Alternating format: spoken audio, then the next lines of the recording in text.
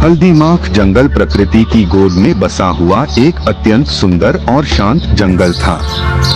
चारों ओर ऊंचे ऊंचे साल, सागौन और महुआ के पेड़ खड़े रहते थे। पेड़ों की घनी छाया से जमीन पर ठंडक बनी रहती थी। सुबह होते ही सूरज की किरणें पत्तों के बीच से छनकर धरती पर उतरती थीं और पूरा जंगल सुनहरी रोशनी से भर जाता था। इस जंगल में राजा का शासन न्यायपूर्ण और संतुलित था, इसलिए कोई भी जीव भय के साथ नहीं रहता था। शेर, हिरण, भालू, खरगोश और पक्षी सभी अपने अपने स्थान पर शांति से जीवन बिताते थे। जंगल में हिंसा नहीं थी, केवल सहअस्तित्व था। पक्षियों के लिए यह जंगल किसी स्वर्ग से कम नहीं था। पेड़ों पर सुरक्षित घोंसले थे, नदियों और तालाबों में स्वच्छ जल था और हर मौसम में भोजन की कोई कमी नहीं होती थी। जंगल का वातावरण इतना शांत था कि हवा भी धीरे धीरे बहती प्रतीत होती थी। हल्दीमाख जंगल के पक्षी दिन की शुरुआत सामूहिक उड़ान से करते थे। वे पेड़ से पेड़ तक समूह में उड़ते, एक दूसरे के साथ रहते और जंगल की सुंदरता का आनंद लेते थे। कुछ पक्षी मीठे फलों की तलाश में ऊंचे पेड़ों पर जाते, तो कुछ फूलों के पास मंडराते रहते। जल के पास रहने वाले पक्षी तालाबों और नदियों के किनारे भोजन खोजते थे। उड़ान उनके लिए केवल आवश्यकता नहीं थी, बल्कि स्वतंत्रता का अनुभव भी थी। कभी कभी वे बहुत ऊंचाई तक उड़ जाते और नीचे फैले जंगल को निहारते। उस समय उन्हें अपनी एकता और शक्ति का एहसास होता था। शाम होते होते सभी पक्षी धीरे धीरे अपने घोंसलों की ओर लौट आते। आकाश में सूरज डूबता और जंगल पर हल्की सुनहरी छाया छा जाती। रात का समय विश्राम और सुरक्षा का प्रतीक था। हर जीव संतुष्ट था और जीवन संतुलन में चल रहा था। एक दिन जलकौवों का एक बड़ा समूह जंगल के उत्तरी हिस्से की ओर उड़ने का निर्णय करता है। यह समूह भोजन की खोज में निकला था, ताकि अपने बच्चों के लिए पर्याप्त आहार ला सके। जलकौवे पानी और मछलियों पर निर्भर रहते थे, इसलिए वे हमेशा जल स्रोतों की तलाश में रहते थे। उड़ते उड़ते वे नए क्षेत्रों को देखने लगे। रास्ते में उन्हें छोटे छोटे जलाशय, झाड़ियां और खुली भूमि दिखाई दी। कुछ जलकौवे उत्साह से भरे हुए थे और नई जगहों को देखकर आनंद महसूस कर रहे थे। वहीं कुछ अनुभवी जलकौवे सावधानी बरत रहे थे। वे जानते थे कि अनजान स्थान हमेशा सुरक्षित नहीं होते। लेकिन युवा जलकौवों के मन में उत्सुकता और रोमांच अधिक था। वे आगे बढ़ते चले गए, बिना यह सोचे कि हर सुंदर दिखने वाली जगह सुरक्षित नहीं होती। उत्तर दिशा में उड़ते हुए जलकौवों की आंखों के सामने अचानक एक नया दृश्य खुलता है। घने जंगल के बाद एक छोटा सा गांव दिखाई देता है। गांव के चारों ओर फैले हुए कई तालाब सूरज की रोशनी में चमक रहे थे। साफ पानी में हल्की लहरें उठ रही थीं और तालाबों के किनारे हरी घास उगी हुई थी। ऊपर से देखने पर तालाबों में मछलियों की हलचल स्पष्ट दिखाई दे रही थी। यह दृश्य जलकौवों के लिए अत्यंत आकर्षक था। जंगल में मिलने वाला भोजन अचानक उन्हें साधारण लगने लगा। तालाबों की भरपूर मछलियां उनके मन में नए स्वाद और आसान भोजन की कल्पना भरने लगी। उड़ते हुए उनके मन में केवल यही विचार घूमने लगा कि यहाँ कितनी आसानी से भोजन मिल सकता है। गांव का शांत वातावरण, जल की प्रचुरता और खुला आकाश उन्हें अपनी ओर खींच रहा था। कुछ पल के लिए वे जंगल की सीमाओं और बुजुर्गों की चेतावनियों को भूल गए। यह पहली झलक उनके मन में लालच का बीज बो चुकी थी, जो आगे चलकर बड़ा रूप लेने वाला था। तालाबों को देखकर समूह में हलचल मच जाती है। लेकिन सभी जलकौवे एक जैसे नहीं सोचते। समूह के बुजुर्ग जलकौवे इस दृश्य को सावधानी की दृष्टि से देखते हैं। उनके लंबे अनुभव ने उन्हें सिखाया था कि जहां मनुष्य रहते हैं, वहां खतरे भी छिपे रहते हैं। वे जानते थे कि तालाब भले ही आकर्षक दिखें, लेकिन उनमें जाल, फंदे और अनजान संकट हो सकते हैं। उनके मन में जंगल की सुरक्षित सीमाएं और वर्षों से बना संतुलन याद आता है। वे महसूस करते हैं कि अनावश्यक लालच जीवन के लिए हानिकारक हो सकता है। दूसरी ओर युवा जलकौवे उत्साह से भरे हुए थे। उन्हें बुजुर्गों की आशंकाएं पुरानी और बेकार लगने लगी।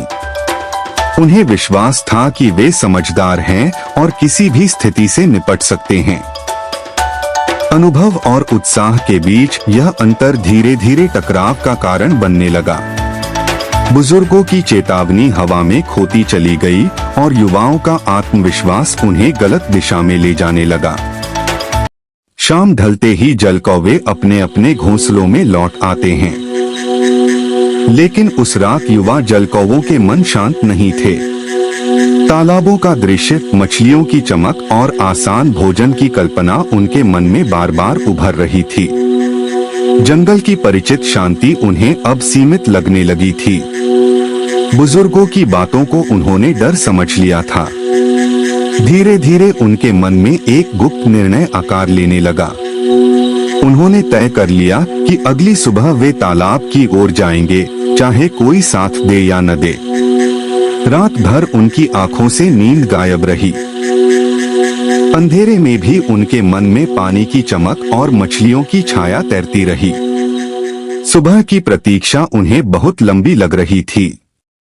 यह बेचैनी केवल भूख की नहीं थी, बल्कि लालच की थी। यही लालच आने वाले समय में उनके लिए परीक्षा बनने वाला था। अगली सुबह वातावरण बिल्कुल अलग था। चारों ओर हल्का कोहरा फैला हुआ था। रात की ठंडक अब भी हवा में मौजूद थी और सूरज धीरे धीरे क्षितिज से ऊपर उठ रहा था। जंगल के भीतर हलचल शुरू हो चुकी थी, लेकिन युवा जलकौवे पहले ही अपने निर्णय पर अडिग थे। वे बिना किसी शोर के उड़ान भरते हैं और उत्तर दिशा की ओर बढ़ जाते हैं। जैसे जैसे वे जंगल की सीमा से बाहर निकलते हैं, धरती का स्वरूप बदलने लगता है। घने पेड़ों की जगह खुली जमीन और खेत दिखाई देने लगते हैं। थोड़ी ही देर में वही गांव और चमकते तालाब उनके सामने आ जाते हैं। कोहरे के बीच तालाब का जल और भी रहस्यमय प्रतीत होता है। पानी से उठती हल्की भाप वातावरण को ठंडा और शांत बना देती है। जलकौवों का उत्साह चरम पर होता है।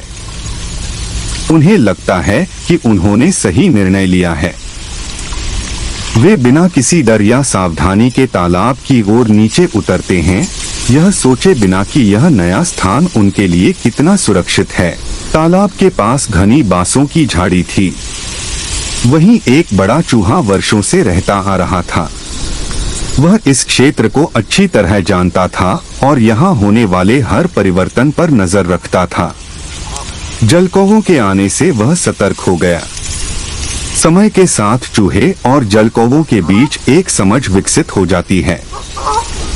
चूहा तालाब के आसपास की गतिविधियों को जानता था और संभावित खतरों से परिचित था। जलकौवों को उसकी उपस्थिति से सुरक्षा का एहसास होने लगा।